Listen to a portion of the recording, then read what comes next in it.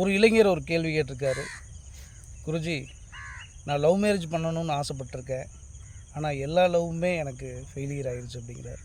எல்லா லவ்வுமே அப்படிங்கன்னா எத்தனை லவ்யா அப்படிங்கிற மாதிரி கேட்க தோணுது. ஆனால் உண்மையிலுமே ஒரு 3 பெண்களையும் லவ் பண்ணியிருக்கார்.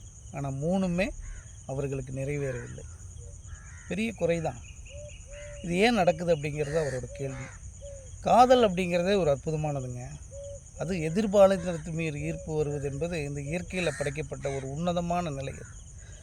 அந்த ஈர்ப்பின் நிலையை நாம் தன்னகத்தே நாம் உணர்ந்தால் மட்டும்தான் அதை காதலையும் அந்த உடைய தன்மையும் நாம் புரிதலோடு உணர்ந்து கொள்ள முடியும். அதுக்கு முதல்ல நமக்குள்ளே இருக்கக்கூடிய நம்மளை நேசிக்கும் தன்மையிலிருந்து இதை அணுகணும். ஏன்னா பேரன்பு கொண்டது எல்லாமே நமக்குள்ளிருந்து தான் பிறவாக முடிக்கிறது. அந்த அன்பிலிருந்து நாம் நீக்கமர பார்க்கக்கூடிய எல்லா உயிர்களின் மீதும் அன்பு இருக்கிறது. ஆனால் ஸ்பெஷலாக எதிர்பாலினத்தின் மீது நாம் விரும்பிய பெண்ணின் மீதோ விரும்பிய ஆணின் மீதோ வரக்கூடிய ஈர்ப்பு என்பது அது ஒரு கெமிஸ்ட்ரி. நம்ம உடம்பில் ஏற்கனவே அது ஃபிட் பண்ணப்பட்ட ஒரு கான்செப்டான ஒரு விஷயம். அது அந்த சுரப்பிகள் பருவத்தில் சுரக்கும் பொழுது அதனுடைய தன்மையில் அதனுடைய நோக்கத்தில் இந்த மனசு அதற்கான இணையை தேடி போகிறது. அதற்கு சில வழிவகைகளை இது ஆல்ரெடி சப்கான்ஷியஸ் மைண்டில் ரெக்கார்டாக இருக்கிறது. முற்காலத்தில் யாரோ ஏதோ ஒன்று விஷயத்தில் இந்த காதலில் நேசித்தது எல்லாமே நமக்குள்ளே பதிவாகி இருக்கிறது. அதனால்தான் ஒருத்தருக்கு இந்த பொண்ணை பிடிக்குது, அந்த ஆணை பிடிக்கிறது, இவர் மேல் காதல் வருகிறது, அந்த பெண்ணின் மீது காதல் வருகிறது என்பதெல்லாம் நடக்குது. அப்போ இந்த காதலுக்குள்ளே நடக்கக்கூடிய இந்த நிகழ்வுகள் என்பது இயற்கைத்தன்மையானது. அதில் ஒன்றும் தவறு கிடையாது. அந்த உடைய இணையை தன்னுடைய வாழ்க்கை துணையாக அதை கொண்டு வரணும்னு நினைக்கிறதும் ஒரு அற்புதமான ஒரு எண்ணங்கள் தான், சிந்தனை தான். இது ஏன் நிறைவேற மாட்டேங்கிறது நிறைய பேருக்கு அப்படின்னா, இவர்களுக்குள்ளே இருக்கக்கூடிய எதிர்பார்ப்பின் தன்மையை பொறுத்து தான் இது அமைகிறது. ஏனென்றால் ஒருத்தரை நேசிக்கிறாங்க, நேசிக்க ஆரம்பிக்கும் பொழுது அவர்களுடைய விருப்பத்திற்காகவே இவர்கள் ஆகிறார்கள். இவர்களுக்கென்று தனி விருப்பங்களை வைத்து கொள்வதில்லை. இவர்களுக்கென்று ஒரே விருப்பம் என்ன என்றால், எப்படியாவதும் எந்த நிலையிலாவதும் அந்த பெண்ணை நம்ம தனதாக்கி கொள்ள வேண்டும், அந்த பொண்ணு நம்மளை நேசிக்கிற நிலைக்கு கொண்டு வரணும் அப்படிங்கிறது தான். சரி, ஒத்துக்குது, இந்த பொண்ணை நேசிக்கிறீங்க, அந்த நிலைக்கு கொண்டு வருவதற்கு காரணம் என்ன? அந்த பொண்ணுடைய விருப்பத்திற்கான ஒரு மனிதராக நீங்கள் உருவாக வேண்டும்.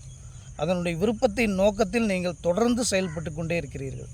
அந்த செயலுக்கு அந்த பெண்ணு அதனுடைய நோக்கத்தில் உங்களை உள்வாங்கி, நமக்காகவே அவன் இருக்கானே, நமக்காகவே வாழ்கிறானே, நமதானதான ஒரு மனிதனாக இருக்கிறானே, இந்த உலகமே நமக்கானதாக இவன் உருவாக்கி கொடுப்பான் என்ற நம்பிக்கையில், அந்த நம்பிக்கையில் அது வருதுங்கிறதுனா அந்த நம்பிக்கையை நீங்கள் ஏற்படுத்துகிறீர்கள். அந்த பொண்ணை உங்களை தனதாக்கி கொள்ள விரும்புகிறீர்கள். அவங்க உடனே அவங்களுடைய காதலையும் ஒப்புதலையும் சொல்லிவிடுகிறார்கள்.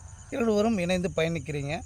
ஒரு காலத்து வரைக்கும் போகக்கூடிய இந்த நல்ல பயணம் திடீரென்று ஒரு பிரேக்கப்புக்கு ஆவதற்கு காரணம் என்ன அப்படின்னா, இந்த பெண்ணை தனதாக்கி கொள்வதற்காக எந்த முயற்சியை நீங்கள் செய்து கொண்டே இருந்தீர்களோ அதிலிருந்து இந்த பெண் உங்களுக்கு பக்கத்தில் வந்த பின்னாடி அந்த செயலிலிருந்து நீங்கள் கொஞ்சம் விடுபட்டு கொண்டே வந்திருப்பீங்க. கையில் கிடச்சிருச்சல்ல, அதற்கு பிறகான அந்த பிறகை என்பது மனிதனுக்கு குறைந்துவிடும்.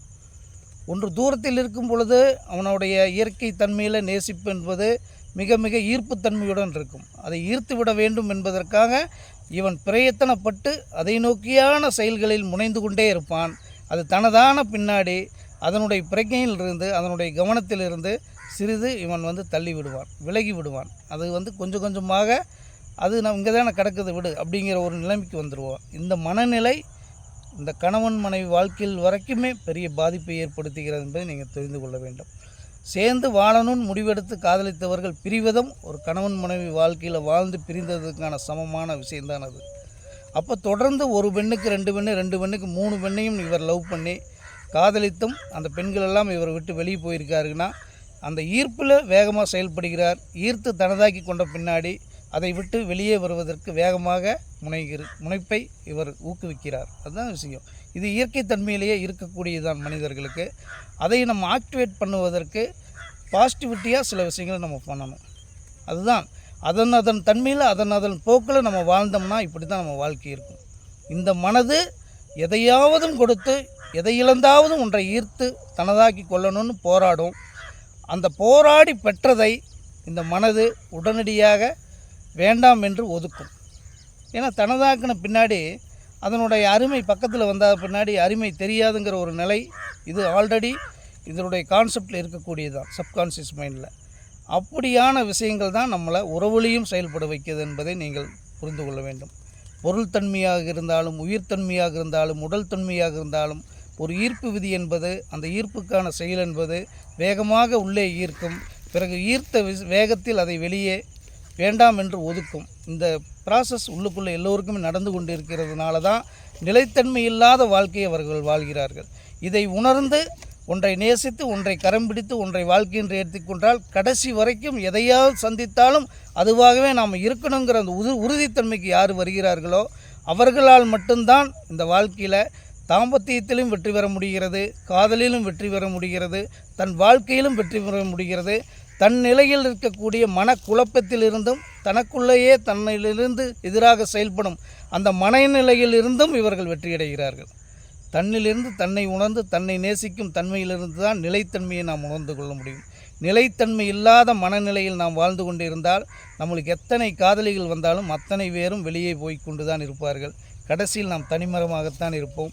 இது காதலர்களுக்கும் பொருந்தும், காதலிகளுக்கும் பொருந்தும். மனிதர்கள் தாங்க அனைவருமே, வேறொன்றும் இல்லையில்லை. உண்மை என்பது உங்களுக்குள் இருக்கிறது, உலகம் என்பது உங்களுக்குள் இருக்கிறது, காதலும் அன்பும் பிரவாகம் எடுத்து ஓடக்கூடிய அத்தனையும் உங்களிடம் இருக்கிறது. ஆனால் இது எல்லாம் ஒன்றிணைத்து நிலைத்தன்மையுடன் இருப்பதாக நீங்கள் வகுத்து கொண்டால் மட்டும்தான் அனைத்திலும் நீங்கள் வெற்றியடைவீர்கள். அதுதான் வாழ்க்கை. வெற்றி தோல்வியெல்லாம் ஒன்றும் இல்லைங்க. இயல்பாகவே நீங்கள் விரும்பிய இதை அடையும் நிலை தான் அது. அதுதான் வாழ்க்கை, அதுதான் அற்புதம், அதுதான் அன்பு. குருவே சரணம். தாய் மாசாணியை போற்றி போற்றி.